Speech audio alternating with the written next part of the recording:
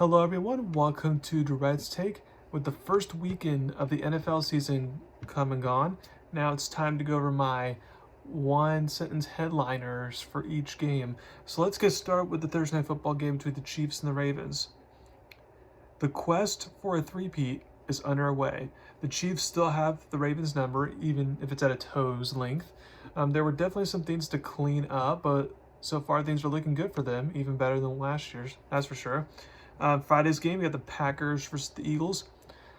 Love is not in the air in Brazil.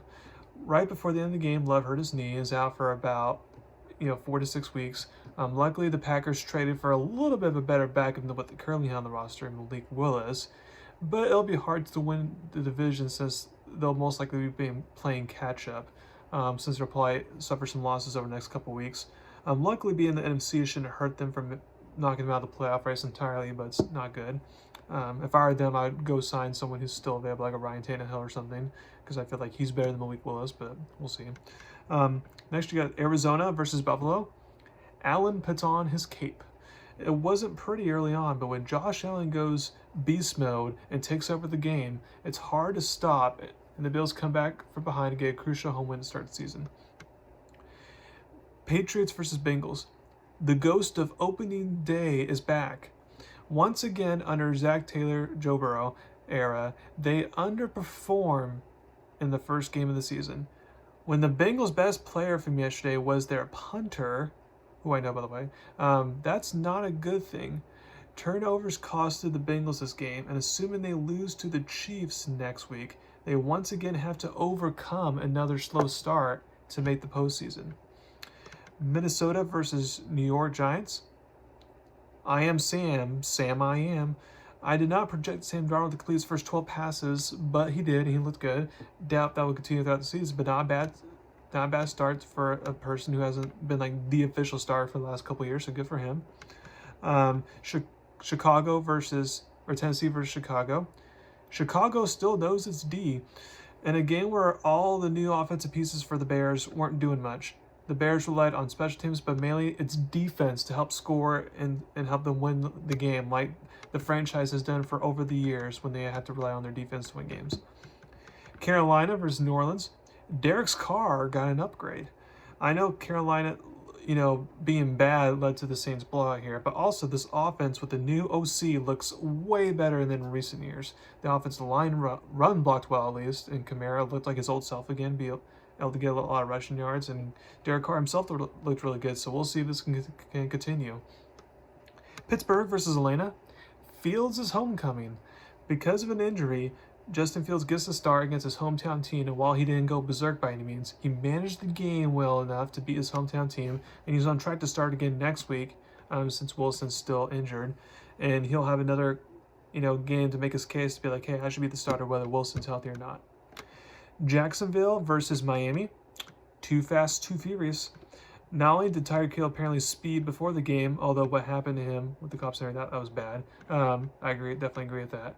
Tyreek used the speed in the second half to score a big 80-yard touchdown to give the Dolphins the momentum, which they didn't carry to help them win the game and come from behind against Jacksonville. Next, you got Las Vegas versus LA Chargers. The Harbaugh era is off to a good start.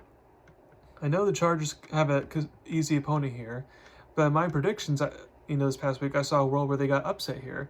But instead of allowing that to happen, they forced turnovers on defense, and then on offense, they do what Harbaugh teams do, which is dominate and running the ball. Now, they can't do that against every single team because some defenses are better than others, but it's good to see what Harbaugh wants to do with this team is already coming to fruition. Denver versus Seattle.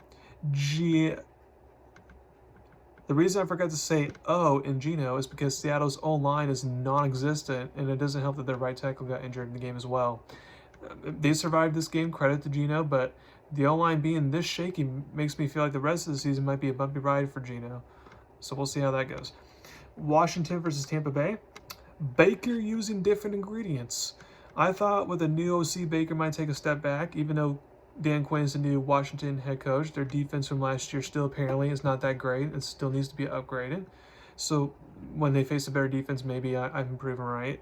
But so far, the offense didn't skip a beat, so good for them. Dallas versus Cleveland. Dad got the bag. Right before the game, Dak got his big contract to make him the highest paid quarterback in NFL history, and he didn't wet the bed and let his defense do their job to get a nice big win to start the season. Rams versus Lions. Campbell's chunky soup was just what the Lions needed. In crunch time, when the Lions needed to win this game, Campbell went old school and decided to use their top 3 line and just run the ball at will and run it down the Rams' throats to get the big win. A smart move by them. And then Monday Night Football from last night between the Jets and the 49ers. No McCaffrey, no problem. Christian McCaffrey did not play due to an injury, and an undrafted guy who's been in the 49ers for 2 years but hasn't really done much with them was able to go off for over 100 yards and a touchdown. It just shows that as long as the 49ers just O-line is playing well and doing well, then it doesn't matter who's catching the ball or running the ball. They should be able to function. So thank you very much for listening to my podcast today. Please subscribe to my channel to learn about me. In a couple days, I'll come out, maybe even as early tomorrow, I'll come out with my NFL predictions for this week and my college football predictions for this week as well. Thank you very much, and y'all have a wonderful day.